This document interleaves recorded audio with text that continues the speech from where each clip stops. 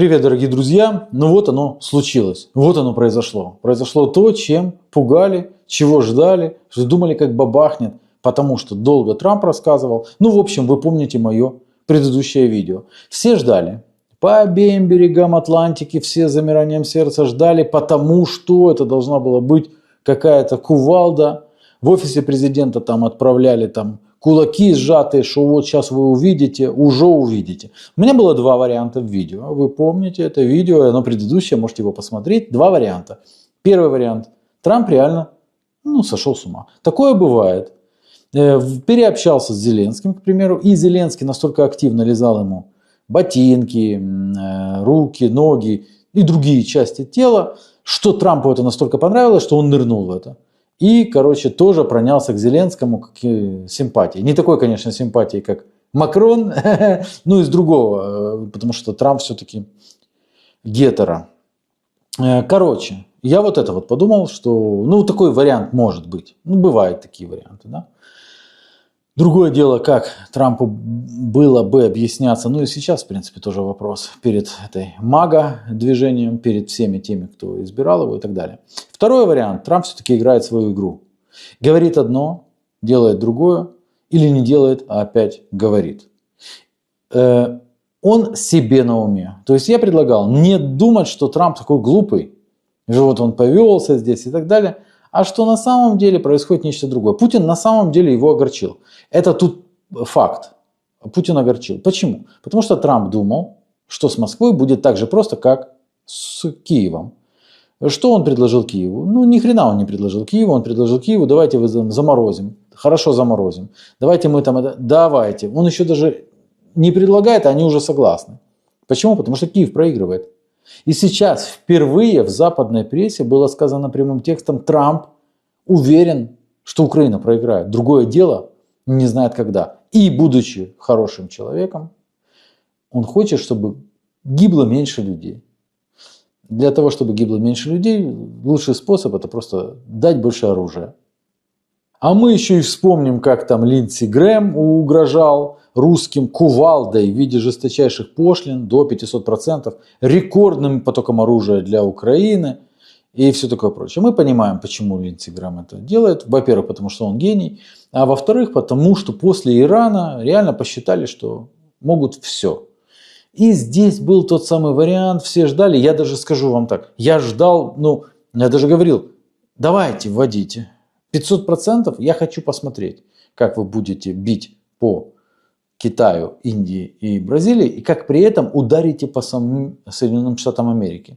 Линдси Грэм гениальный гений, но я думаю, что Трампу ближайший любого уровня экономист сразу объяснил, во что это выльется. Поэтому это было не более чем фраза, не более чем пугалка. Россия не испугалась. Почему он обиделся на Путина? Потому что Путин не согласился на заморозку, на условия Трампа. Трамп думал, что его авторитета хватит. Не хватило. Зачем? То есть думал, Владимир, давай сделаем то. А Владимиру это нафиг не надо. Владимир выигрывает. Но вот наступает вечер, Трамп выходит вместе с генсеком Рютте и говорит следующее. Путин красиво разговаривает со мной по телефону, а потом его ракеты летят на Киев и убивают людей. Я разочарован в нем. Думал, что мы заключим соглашение еще 2 месяца назад. Единственная страна, с которой мы пока что не смогли договориться — РФ. Там по сути 2 страны. Это РФ и Украина. С Украиной смогли договориться, и тут понятно, потому что Украина объективно проигрывает. Еще раз говорю, это уже не мои определения. Это не определение аналитиков. Это определение самого Трампа, которое было донесено до западной прессы высокопоставленными членами его кабинета. То есть это не какой-то где-то сказал, а именно из Белого дома люди, которые трезво смотрят на ситуацию, сказали: понятно, что Украина проиграет. Просто дело в сроках. Трамп думал, что 2 месяца назад еще Путин сразу же совсем согласится. Путин не только не согласился, но для того, чтобы продемонстрировать, насколько он не согласен, после этого разговора с Трампом полетело усиленно по Украине, в частности и по западным областям. Трамп, конечно, огорчился. Даю России 50 дней на заключение сделки по Украине. Если этого не произойдет, против РФ и ее торговых партнеров будут введены тарифы примерно в 100%. Во-первых, для введения таких тарифов достаточно президентских полномочий, не надо даже давать ему какие-то новые полномочия. Во-вторых, 100% это в 5 раз меньше, чем 500%, которыми пугали. Потому что я вам и говорю, что это была просто фигура. Фигура. Это был элемент давления, но, знаете, кто первый моргнет? Россия не моргнула. 100%. Насколько это губительно для Российской Федерации, мы поговорим чуть ниже. США будут осуществлять поставки вооружений Украине через НАТО на коммерческой основе. Страны Альянса полностью оплачивают оружие, а затем оно будет передано Киеву. Ну, что сделал Трамп действительно филигранно, это он напихал за обе щеки европейским хомякам. Они должны теперь покупать за собственные деньги. Мне нравится определение, в Бильд сегодня прочел, что Трамп не хочет, чтобы бремя вот этой покупки оружия ложилось на плечи американских налогоплательщиков. А Европе вообще даже такого не говорят. То есть там это в порядке вещей. Писториус говорит, мы должны там, давайте доставайте свои кошельки. Свои кошельки, мне больше всего нравится. Свои! 17 систем Patriot готовятся к отправке. Значительная их часть будет на поле боя, они прибудут в Украину скоро, некоторые в течение нескольких дней. При этом Трамп не решился назвать Путина убийцей, похвалил, сказал, что тот обманул Клинтона, Буша, Обаму, Байдена, но со мной типа это не сработает. Он разочарован, но это не значит, что отношения между ними все. Также он уклонился от ответа на вопрос, что будет делать, если Путин продолжит эскалацию. Друзья, до этого ультиматумы с позиции силы с Российской Федерацией срабатывали очень плохо. Самое тонкое было в 2022 году, это очевидно, да, после 2022 года, когда все начало исправляться. Это работает реально очень плохо. По поводу того, что 2 месяца это много. Там и Каллас уже из-под лавки европейской гавкнула. 2 месяца это много. Но на самом деле реально много. Потому что тут за день происходит такое, что на голову не налазит. Что может произойти за 2 месяца? Да и случится ли что-то после этого? 100% тарифы введут.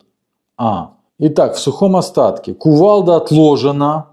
Если ничего не случится, а в Москве достаточно резко отвергают ультиматумы, дедлайны, то все это время будет продолжаться российское наступление, и Украина потеряет еще больше территории. Закон Грэма, с которым долго бегали, рассказывая, что сейчас как введем вот это 500% тариф и все, в Сенате посоветовали Грэму засунуть себе прямо в жопу. Сделали это завуалированно, отложили. Рассмотрение его отложено. Его спрячут под сукно, откуда не факт, что его, конечно же, достанут. То есть все, ни о каком законе уже речи не идет. Потом рассмотрим и все. Киеву, конечно, сильно пригодилось на данном отрезке времени американское оружие. Хотя само оно по себе не стреляет и победу приблизить не может. Оно может отсрочить поражение. Еще раз повторяю, это по мнению Трампа. Платить европейцам за это оружие придется из своих карманов. Потому что конфискация российских активов, если обсуждается, то в жизнь она не воплощается. То есть происходит то, что я и говорил. Происходит просто потрошение кошельков европейских налогоплательщиков. Никакие там замороженные активы, на которые все облизываются, нет. Красную линию пересекать не решились. И я говорил, что Трамп не сумасшедший. Рюте там тоже облизывал и зализывал Трампу, назвал США мировым жандармом, угрожал России торговыми партнерами, жаловался на делегацию в Стамбуле, что, мол, типа там туда приехал очень важные люди, а со стороны России приехал историк, имея в виду Мединского. Но оказалось, что Рюте сам по образованию историк, поэтому у него какие-то внутренние боли по этому поводу, наверное, на других историков кидается. Знаете, как если ты техосмотры какие-то делаешь, на СТО работаешь, что другие СТОшники для тебя враги. Зеленский уже созвонился, залезал всем слюнями, там все, поблагодарил, все. Но вот за что благодарить? Во-первых, 50 дней это звучит как насмешка. Во-вторых, 500% превратились в 100%. В-третьих, никаких тебе конфискаций, никаких активов. В-четвертых, непонятно, так Patriot дают системы или дают ракеты. И вообще, то, что обещал Байден, то и идет. Другое дело, что Трамп решил грузануть этим европейских лохов, будем называть вещи своими именами, а это европейские лохи, втулить им, чтобы они купили и передали Киеву. То, что и так должно было быть передано Киеву. А американские эксперты сильно сомневаются в том, что тарифы реально заработают после истечения срока, потому что Трамп ранее постоянно устанавливал сроки, но потом их нарушал. Насколько мощно это ударит по Российской Федерации, если это таки заработает 100% тарифы? Прямой импорт Российской Федерации в Штаты целых 3 миллиарда долларов. Объем российско-китайской торговли, к примеру, 250 миллиардов долларов в год. Огромное количество которой приходится на экспорт сырья в КНР, нефть, газ. Американо-китайская торговля 700 миллиардов. Однако США сильно зависят от импорта из Китая. Торговый дефицит между ними около 300 миллиардов. Это ВВП Финляндии. Индия значительно нарастила покупки энергоносителей из Российской Федерации, в частности на 40%. Если бы вот эта вот чушь Линдси Грэма была внедрена, то удар пришелся бы, он бы, конечно, был мощный, но только он бы однозначно задел бы не только союзников США, но и сами США. В Европе сильно разочарованы тем, чем обернулось многообещающее заявление. Дескать, от него кровопролитие ждали, а в итоге индексы на московской бирже поднялись, когда стало ясно, что ничего не будет. А кто-то полагает, что Штаты переиграли всех. И то, что я и говорю, что они будут теперь продавать Европе то, что Украина должна была получать даром. Тут Трамп выступил как просто гениальный бизнесмен, нагрузив этих, и все. Передавать никаких супер-вундерваффе в Украину не будут. Хоть меня и поправляют и говорят, что томагавки-то могут стрелять из других систем, которые там наземные, но никто не говорит о передаче этих систем. Ракеты, вот говорят, ракеты передадут. На тебе ракету как бы. Это то же самое, что пули передавать без пистолета. В Киеве звучит недовольство из-за того, что американский президент дал российскому президенту времени до конца лета. Чтобы тот как бы успешно продолжал наступление. Калас хрюкала, я же говорю. Теперь давайте же разберемся, что там за оружие будут продавать европейским хомякам, чтобы те передавали в Киев. Говорят, что первоначально, пишут, первоначально будет пакет в 10 миллиардов. Туда войдут артиллерийские боеприпасы и какие-то ракеты, способные дотянуться до Москвы. Наверное, это все-таки томагавки. Колумнисты из Вашингтон-Пост говорят, что Трамп якобы спрашивал Зеленского, почему вы не бьете по Москве, а тот сказал, ударим, если вы дадите оружие. Представляют Трампа таким, знаете, как ребенком. Чего вы не бьете по Москве? Сейчас я вам дам, вы стрельнете по Москве. Такое, знаете, бредок. Скорее всего, будут переданы противовоздушные ракеты для авиации. Это поставки крылатых ракет воздушного базирования «Джасн». Однако для этого придется обновить самолеты украинских ВВС. В зависимости от модификации, дальность этих ракет может превышать даже 900 километров, но, скорее всего, Украина, если получит, то укороченную версию, которая летит на 370 километров. И вот это вот ЗРК Патриот самое смешное, наверное, или грустное, я не знаю, потому что говорили, что 17 систем передаст Трамп, а их там по Европе, наверное, столько. Но имелись в виду 17 установок, то есть это будет пара батарей, причем уже юзанных союзниками по НАТО. Прежде всего Германия и Норвегия заплатят за новые, а Украине дадут свои. Конечно же, закрыть небо таким скромным количеством в такой огромной стране не получится. Вишенкой на торт то, что они прибудут не через 2 дня, не через 2 недели, а через 2 месяца. И единственное, чего мы, наверное, не понимаем, так зачем надо было Кита Келлога в Украину отправлять на празднование Дня украинской государственности. Вполне возможно, что в качестве утешительного приза, чтобы он там пообнимался с Ермаком. Ермака хлебом не корми, да и с мужиками пообниматься. И там посветил лицом, потому что прикладных никаких вариантов нету. И может быть все-таки он обсудит с Киевом этот бредовый план по поводу там кое-какой атаки, для чего сейчас отдельных пехотинцев учат управлять там сплавсредствами и так далее. Но это уже чисто пиар-акция. Смотрите, вот таких пиар-акций сейчас будет немало. Или несколько, но таких больших. Может, убийство чье-то будет, ликвидация. Потому что пульнут куда-то в сторону Кремля или еще что-нибудь такое сделают.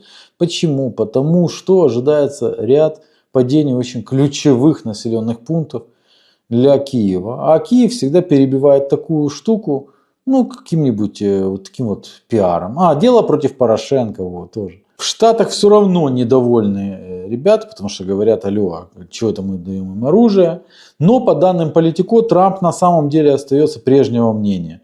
Преимущество в войне за Москвой. В конфликт он решил втянуться, просто чтобы заработать. И для него по-прежнему Америка превыше всего. Он убежден, что Европа десятилетиями грабила Штаты.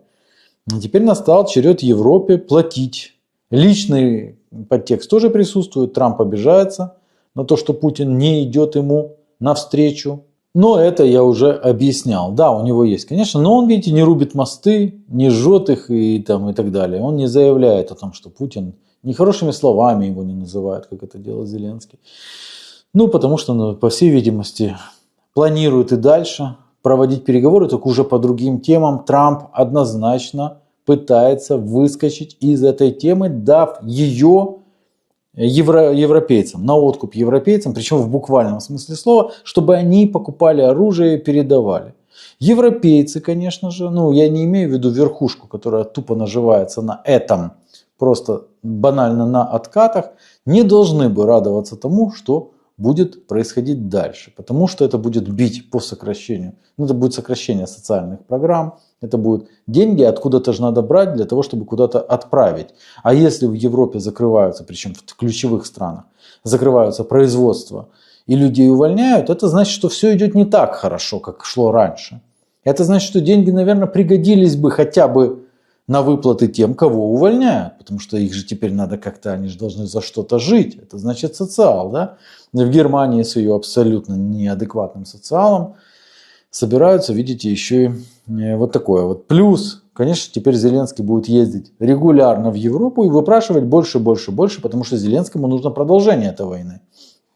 А если что, вот не даете больше, это значит, он будет жаловаться, будет рассказывать, что будет жаловаться Дональду, понимаешь, Трампу, вот, который вот его шеф. Для украинцев что это? Для украинцев это трагедия, потому что наступление Российской Федерации будет продолжаться, а оружие, которое будут давать, позволит просто дольше тянуть эту всю историю. Трамп-то сделал, что я и говорил, чтобы не получилось Афганистана. Все, Киев говорит, получат оружие, могут там вперед продолжать. Это же не мои слова, это их слова. Все, я им оружие не даю, я продаю европейцам, что там они с ним делают, это дело их. Хотя, конечно же, здесь Штаты имеют право запретить европейцам передавать оружие. Но здесь, вы же понимаете, схема. И те целые, и эти вроде целые. Не цел не будет никто в Украине. Потому что война будет продолжаться, как я и сказал. Война будет продолжаться. Украинцы будут погибать. На улицах будет продолжаться жесть, людей будут забирать и так далее. Для Трампа Украина это ничто. Трамп хочет поскорее уже переключиться на другие проекты, где может зарабатывать. И на Россию тоже, к слову. Вот. Ну а Путин показывает, что он будет продолжать двигаться к своей цели. Свою цель он заявил. Где ботинок ступил, там. Наблюдаем дальше. Но самое главное, удовлетворение такое, знаете. Мы же знали, что он ведет игру. Так и оказалось.